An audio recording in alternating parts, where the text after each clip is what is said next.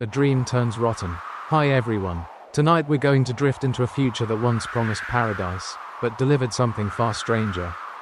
Imagine it. Humanity's best hope sails silently through space, carrying dreams, frozen embryos, and a skeleton crew of believers. The Covenant, a name that once meant promise. Now, a word soaked in silence and spores. But you probably won't survive past the first landing party. So before you get comfortable, take a moment to like the video and subscribe, but only if you really like what I do here. And if you're watching from Earth, Mars, or somewhere in between, drop your local time in the comments. I'd love to know who's joining me in the dark tonight.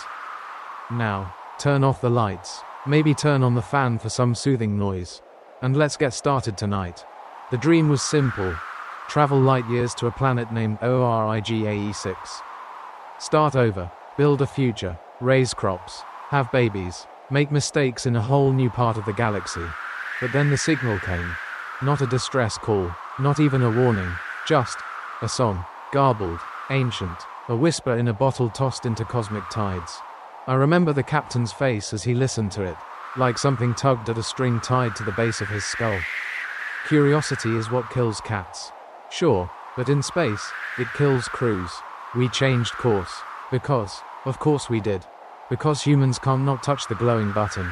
The new planet looked perfect. Breathtaking valleys, towering ridges, green life stretching as far as the eyes could see. Even the air was breathable. Honestly, it looked like someone had designed it using a create your own Earth simulator. But paradise doesn't echo, and this one echoed too much. The moment we landed, everything felt too still, like the planet had been paused. No bird calls, no insect buzz, just wind, dry, thick, heavy with something I couldn't quite place. And then the storm hit. Not rain, not hail, but radiation-charged particles slamming the ship with the fury of a sun having a tantrum. We had to take shelter fast. And that's when we found them, ruins. Vast, alien structures, part temple, part city, part mausoleum. They didn't look destroyed, they looked abandoned, like their architects just stood up in the middle of a conversation and left their world behind. Or died all at once. Which, as it turns out, might not be far from the truth. Old saying from my mom, if something looks too good to be true, check under the sink. Well, Planet 4 looked real good. Until we found the sink, and the black stain spreading beneath it. Because what we walked into wasn't nature. It was aftermath. There was ash, everywhere, fine as flour, floating like snow that had forgotten how to fall. Structures, once majestic, now hollow. Streets choked with silence. We didn't find bodies at first, but that only made it worse. There's something about missing people that's more unsettling than dead ones.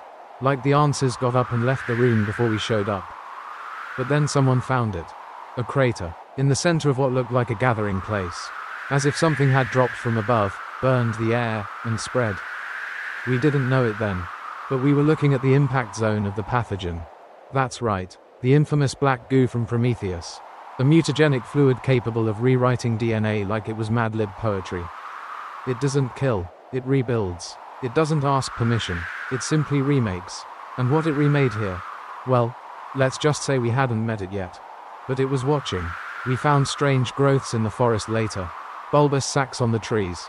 Weird fungal structures in the soil. Too regular, too pulsing. They looked like tumors the planet was trying to hide. We should have gone back to the ship.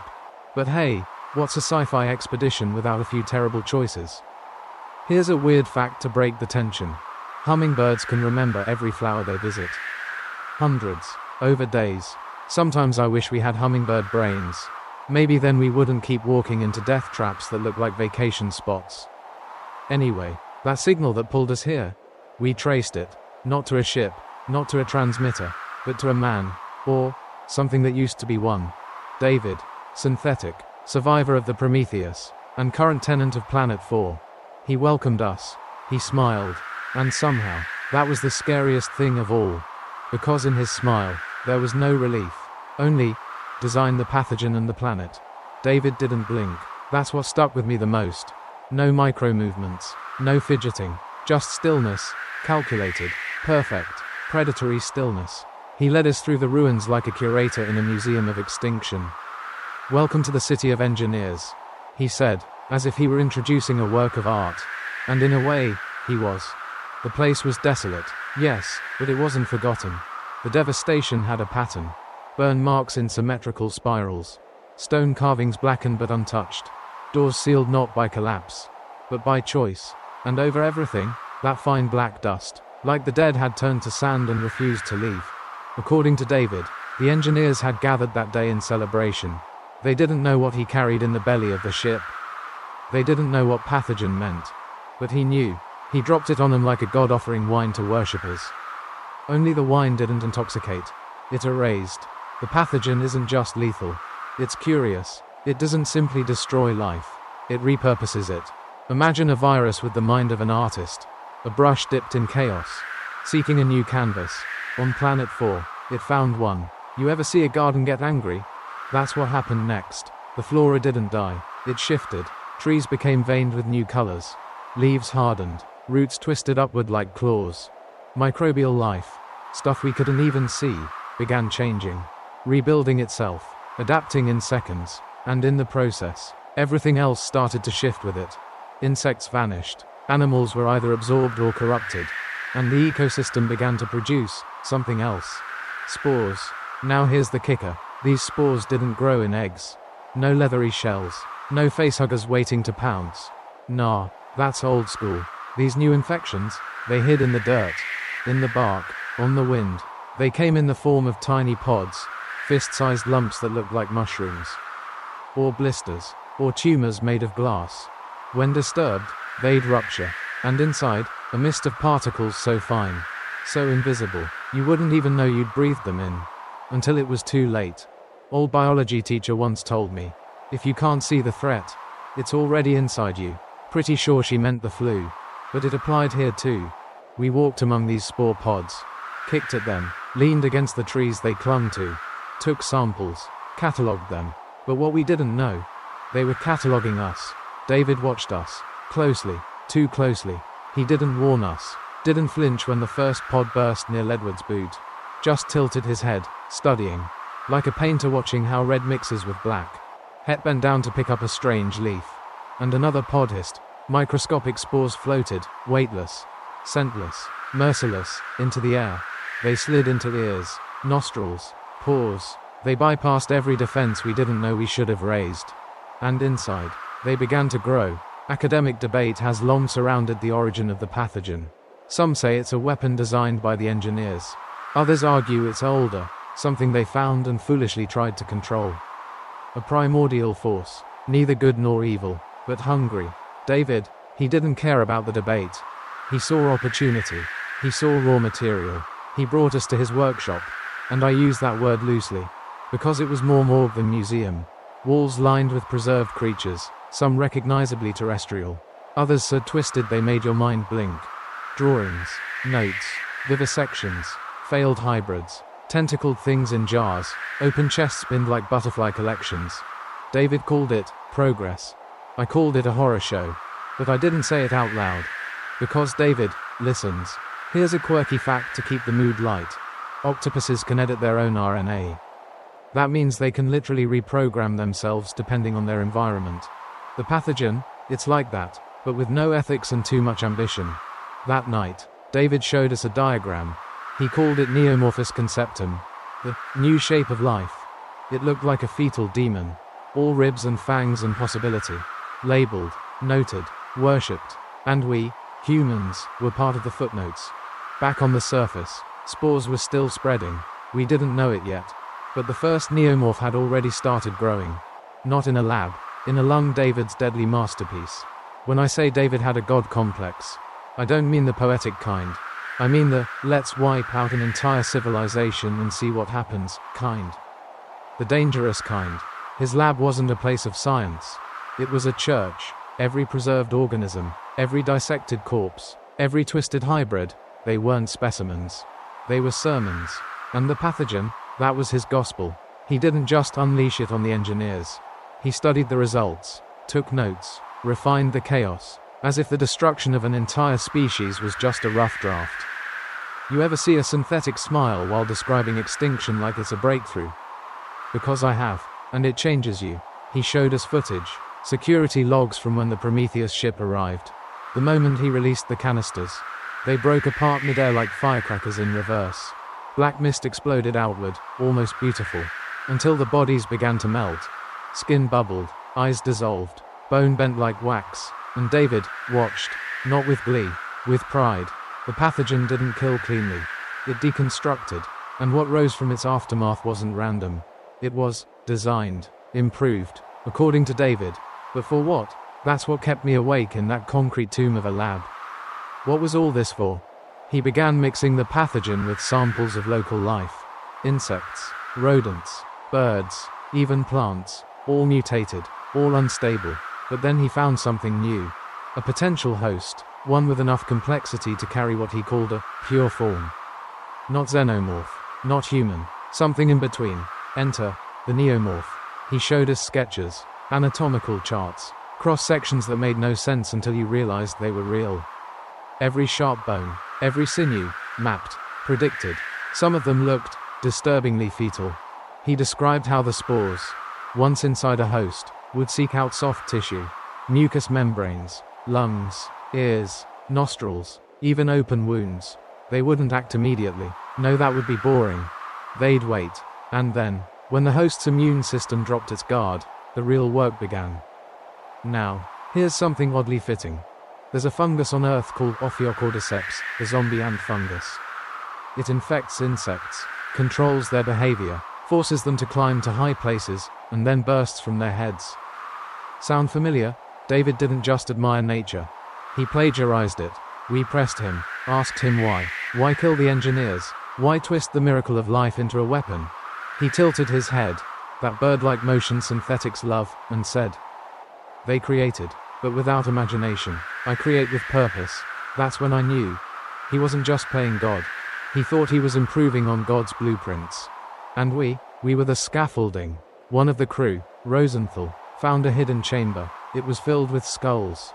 Engineer, human, and other. She ran. Didn't get far. We regrouped in the atrium. Guns drawn, nerves fried. David stood above us, in the balcony of the ruined hall, arms behind his back, as if addressing a class.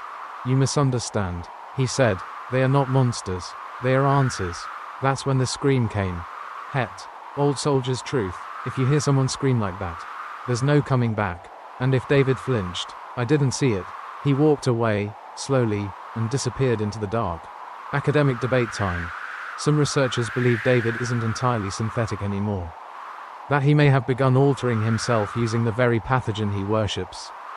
Biosynthetic fusion, which would explain his increasingly erratic behavior, and his fixation on perfect forms. Was he evolving, or just falling apart in a more elegant way? Later that night, we found David's journals, pages stained with oil and dried blood, diagrams of Neomorphs mid-burst. Not just anatomical, aesthetic. He saw them as beauty incarnate. White, pure, fast, free from mechanical constraint, raw evolution, guided by his hand. And what scared me the most? I agreed. Just for a second. That's how it gets you. That's how madness wins. Quick weird fact. The blue poison dart frog has enough toxin to kill 10 men. But in captivity, it loses its poison. Why? Diet. Just a reminder, what you consume shapes what you become. David consumed creation, and now, he was becoming its god. By dawn, Ledward was coughing blood. And the Neomorph, it was almost ready. The spores await. It was always there, beneath our boots. In the air, clinging to leaves like morning dew. And we didn't see it. We thought the danger would come clawing and screaming. But this, it drifted, floated, like dust, like breath, like nothing. We thought Ledward was having a reaction to the radiation storm. Just a little off color. Minor headache, a scratchy cough. But when he doubled over, when the blood started bubbling up between his teeth, I saw it in his eyes. Confusion first, then terror, then blank. He didn't know what was happening. And neither did we. Het went next. Quieter, slower, less obvious. He leaned against the wall of a stone corridor, sweating through his shirt, eyes unfocused, a tremor in his fingertips. He said he was fine. He wasn't. Here's the nightmare. There was no facehugger, no egg hatching, no screech of claws on metal. Just breath. Ledward had stepped on one of the pods earlier in the field. I remember hearing a soft puff sound, like a fungus sighing. That was it. That's how it started. The spores are ingenious in their simplicity. They lie dormant in pods shaped like swollen sacs, soft, semi-transparent, with tiny filament veins pulsing under the surface. They look like something nature would never allow, or something that nature created on a dare. Disturb one, even gently, it opens, a whisper of pressure, and suddenly you've breathed it in. You don't choke, you don't cough, you inhale destiny. The ship's medic tried everything. Blood work, scans, but the pathogen doesn't leave tracks. It leaves intentions. By the time the readings flagged anomalies, the damage was done. Old nurse's wisdom I once heard, if the symptoms are invisible, check the silence. Well, Ledward went silent in under an hour. You ever see someone try to hold themselves together? Like physically, he gripped his stomach like it was a suitcase about to explode. Blood, first from his nose, then his mouth, then his back. He collapsed, screamed once, and then, we heard something inside him move. That was the first time I saw it. Not the creature, the process. The pathogen doesn't wait for natural growth. It accelerates, hijacks every cell, rewrites the body like a glitching operating system. And when the host becomes obsolete, it discards it, from the inside out. Meanwhile, Het had wandered outside. He collapsed near a stone statue, an engineer face, half buried in dust. Ironic, maybe. His neck was swelling. I thought it was a gland. A reaction. Nope. It was birth. Fun side fact. Starfish can regrow entire limbs. You cut one in half, two grow back. Impressive, right?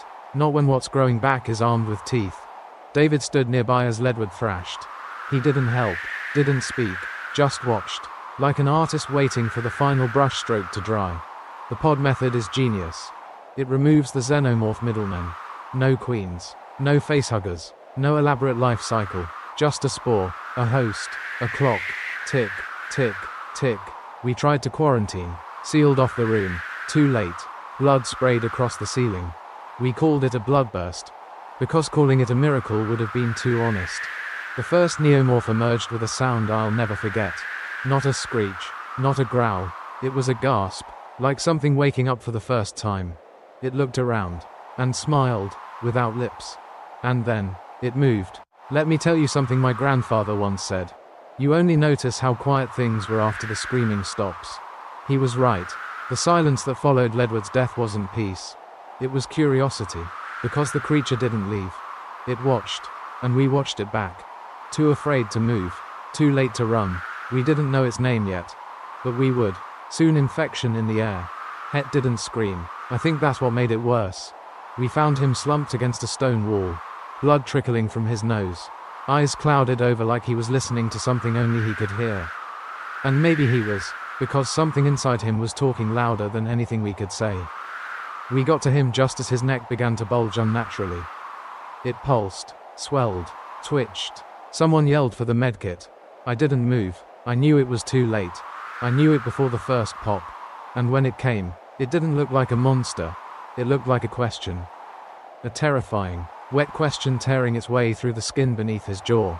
Het never saw it, but we did, and I don't think we'll ever see anything the same way again. Unlike the Xenomorph's signature chestburster, the bloodburster doesn't care about symmetry. It doesn't aim for drama, it aims for exit. Het's jaw tore open like a split zipper. Bone cracked, flesh bloomed, and out came something that resembled a toothy eel covered in translucent skin. Twitching and glistening, still wet from the nightmare nursery inside his throat. It wasn't stealthy, it wasn't elegant, it was hunger in a shape we'd never seen. Back in the ship, Ledward's autopsy told the same story. Internal scans showed organ displacement, bone erosion, muscle tissue being devoured from within by something that replaced it cell by cell. By the time symptoms appeared, it wasn't Ledward anymore, it was incubation. Now here's a quirky real-world fact. Some parasitoid wasps lay their eggs inside caterpillars.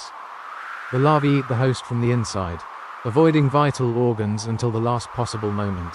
The Neomorph, think that, but without the mercy. David tried to explain it later. Said the Neomorph's birth cycle was designed for efficiency, rapid, chaotic, and silent. Facehuggers are elegant, he mused, but they require ceremony. This is progress. We didn't respond, not because we agreed, because we were too busy cleaning up what was left of Het. There's an academic theory that the Neomorph's rapid gestation isn't just a biological trait. It's a defensive adaptation. The pathogen learned to skip steps, to become faster, simpler, more lethal.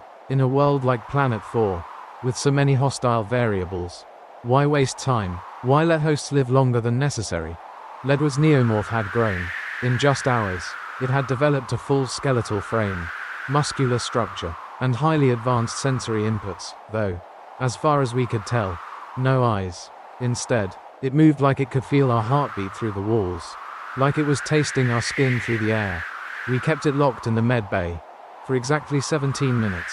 Old engineer saying I once heard on a Mars terraforming rig, if something breaks itself out, it was never meant to stay in. The door didn't shatter, it peeled, and the creature came through. Imagine an animal that doesn't run from pain, that doesn't hesitate, that's born knowing what to do, and doing it with terrifying precision. That's what we saw. The Neomorph didn't attack immediately. It studied us. It was still wet, trembling slightly, as if its nervous system hadn't decided which limb to favor. Then one of the crew raised a weapon, and it moved. It was a blur, a smudge of white and red. 4 legs at first, then upright, back to 4, and back again, not clumsy, just adapting. Its head slammed into the nearest wall, driving its target backward before its claws did the rest. Blood everywhere, walls, ceiling, us. The Neomorph squealed, high-pitched, dissonant, almost childlike. Then it vanished into the dark halls. Born, fed, gone, all in under a minute. And now we were trapped with it. In a ship, on a cursed planet, with a god who didn't care. Fun detail. Jellyfish don't have brains, but they respond to stimuli with remarkable precision. Some researchers call it distributed intelligence. The Neomorph was like that. No visible eyes, no obvious ears, but it knew us. It knew where we were, how fast we breathed, when we hesitated. And hesitation, that was fatal. We regrouped, those of us still alive, still whole. David stood in the doorway, observing the carnage. His white robe was splashed with red now. Magnificent, he whispered, and I realized something then. He wasn't just a scientist. He was a midwife birthed by bloodburst. We thought the worst part was over. We were wrong. The bloodbursters were only the beginning. The Neomorphs weren't just parasites, they were prototypes. Every convulsion, every spasm, every violent expulsion of life from flesh was a first draft in David's notebook. And he was rewriting it, in blood. The third birth came during night cycle. A crew member we thought was uninfected, Tamsin, began convulsing in the mess hall. No screams, just the clatter of a cup hitting the floor. Then came the twitching, then her spine began to arch. Hard, too hard. I rushed forward, too late. Her skin split open along the curve of her back like paper soaked in acid. The sound it made wasn't human. Neither was the thing that crawled out. It wasn't fast, not yet. It was complete. The bloodburst wasn't like the clean, chest-focused eruption of a Xenomorph. It had no ritual, no grace. It was chaos incarnate. The Neomorph didn't care about rules. It broke out from wherever it could. Back, neck, mouth, face. One burst from a man's eye socket like a spear of raw meat. He never had a chance to scream. Another split open through a ribcage in reverse, flaying the torso upward like peeling a banana from the inside. Gruesome, yeah, but it wasn't personal. It was design. David, of course, catalogued it all. He stood in the observation gallery, hands behind his back, murmuring notes to himself. He wasn't just documenting births. He was scoring them. Here's something unsettling. Sea cucumbers can liquefy their organs and re-solidify them later. They use it to escape predators, dissolve into goo and ooze away. The Neomorphs didn't need escape tricks. They were the reason things tried to escape. One of the crew asked David what made these creatures different. He responded without looking away. They don't need tools. They are the tool. And he was right. The Neomorphs weren't just killers, they were precise. Even freshly born, they could sever arteries with surgical accuracy. A claw across the thigh wasn't just a cut, it was a shutdown. Even a shallow scratch carried serrated teeth, leaving wounds that resisted clotting and bled until the body gave up. But the scariest part, they learned. We thought the first one ran on instinct. It didn't. It ran on memory. The second one avoided fire. The third knew how to navigate the air ducts. The fourth, it waited for us to turn off the lights. That's not evolution, that's strategy. My grandmother used to say, Children are born listening. The Neomorphs, they were born watching. They grew fast, not hours, minutes. From wet flesh crawlers to fully upright bipedal predators in less time than it takes to make coffee. I watched one molt its skin like a snake, and then stand taller than me. No hissing, no howling, just breath. Steam rolled off its back like mist off a cooling forge. Its skin was porcelain white, stretched over muscle that seemed to twitch with independent thoughts. No eyes, no lips, just a mouth, closed, almost invisible, until it opened. And the mouth wasn't just wide, it was limitless. Like watching paper unfold forever. Rows of needle-like teeth. And something in the back that shimmered. A tongue, a jaw, another thing. We didn't wait to find out. We tried traps, lures, fire. The fire made him faster. Academic speculation suggests the Neomorphs have a dual-stage muscular system. External skeletal control paired with internal fluid pressure bursts. Similar to how spiders move their legs. Translation: they're strong. Too strong. One of the survivors, Carla, tried to bar a metal door.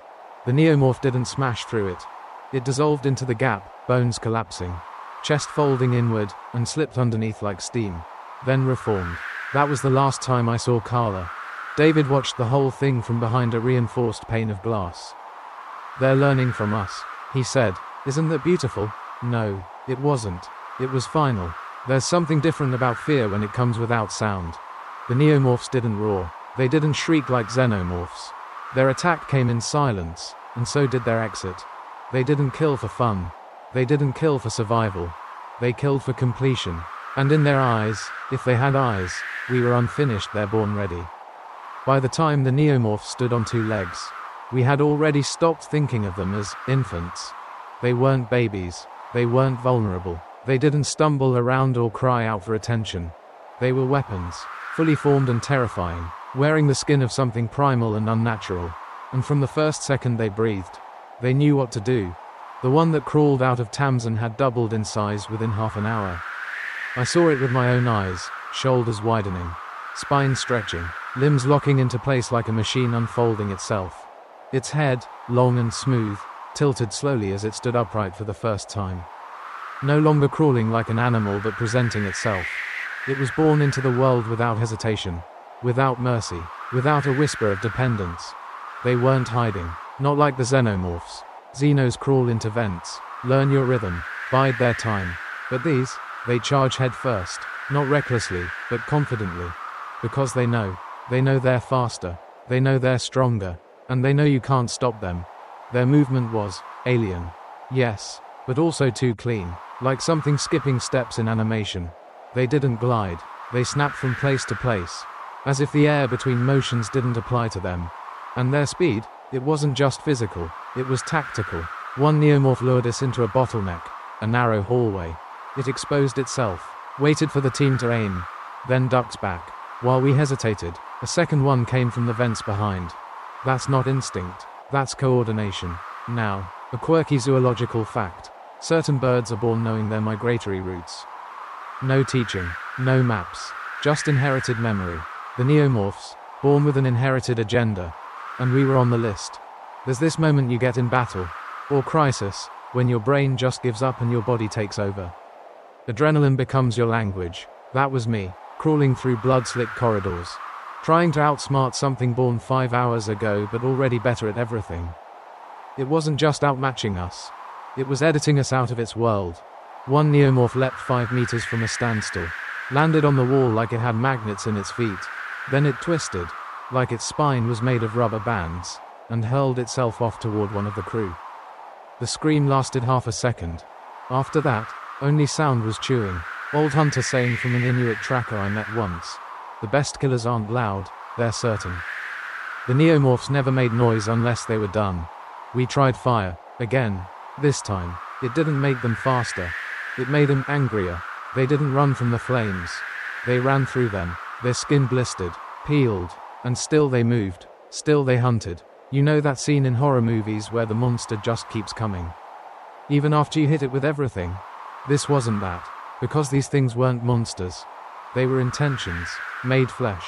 David observed all of it with the calm of a man watching a painting dry. When we finally cornered one, trapped it behind a blast door, He asked us to stand down. It's still growing, he said. You're interrupting its education. We ignored him. We opened fire. Blood, milky white and flecked with gold, splattered across the floor. It didn't melt metal like Xenomorph blood. Didn't hiss or spark. But it smelled. Rotten plastic. Burnt meat. Something synthetic and organic tangled together. And the creature didn't scream. It shrieked. So high. The walls seemed to vibrate. That's when we heard more footsteps. We hadn't killed the threat. We'd called it siblings. David didn't flinch. You see, he whispered. They're beautiful when they mourn. Academic speculation suggests that neomorphs may share a form of pack empathy, a neural link or chemical sensitivity that alerts others when one is harmed. We weren't just fighting monsters. We were triggering responses. One lunged through a wall panel like a torpedo. It hit hard enough to knock a man sideways into a railing. Before he could scream, the neomorph's claws opened him like a zipper, and it didn't stop moving. These weren't attacks. They were statements. And the biggest statement, they didn't eat everyone. Some bodies were left untouched. As if to say, you weren't worthy. What is a neomorph? Really? By the end, the question wasn't how they were born, or even why. It was what? What are neomorphs? Weapons? Evolutionary detours? David's misguided children? Some halfway stop between xenomorph and perfection? Or are they something worse? We tried to catalog them. Because that's what humans do. We organize the chaos. Give it labels so it feels smaller. But the more we observed, the less they made sense. Their biology was foreign but deliberate. Skin, translucent, almost pinkish white, stretched too thin over long, gangly frames. No armor, no visible eyes. Their bodies were sinewy and exposed, yet moved with purpose and power. You could see their muscles, the way they twitched before attacking, the way their spines shifted mid-motion. Everything about them screamed raw, like a sketch that came to life before it could be colored in. Unlike the biomechanical precision of the xenomorphs, neomorphs felt organic, more primal, less machine, more creature, and that's what made them so terrifying. There was no elegance, no hierarchy, just hunger, speed, and violence in a body that looked barely held together by its own fury. Their heads were smooth, round, and featureless. No elongated crest, no skull dome, just soft curves like a sculptor's first attempt at fear. And their mouths, practically invisible when closed, but when they opened, rows of thin, needled teeth curled outward like sea anemone tentacles. The jaw split sideways, not just down. There was no bite. There was consumption. Strangest part, no inner jaw, no secondary strike mechanism like the xenomorphs. What they lacked in engineering, they made up for inefficiency. They didn't need a backup plan. They were the backup plan. Old military saying, simplicity kills faster. The neomorphs were the embodiment of that. They didn't seem to communicate. No language, no screeches beyond pain or fury. But they coordinated. How? We never figured it out. Pheromones, vibration, heat, or just shared instinct, whatever it was, it worked. Because they never got in each other's way. One detail still haunts me. They ate their kills. Xenomorphs don't. Xenomorphs use, breed, eradicate. But neomorphs, they tore into the dead like starving dogs. Ripping, devouring, gulping down limbs like energy bars. Which tells us one thing. They were alive. Not just weapons, not just systems. Creatures. And that made them something we weren't prepared for. Here's a random biology fact.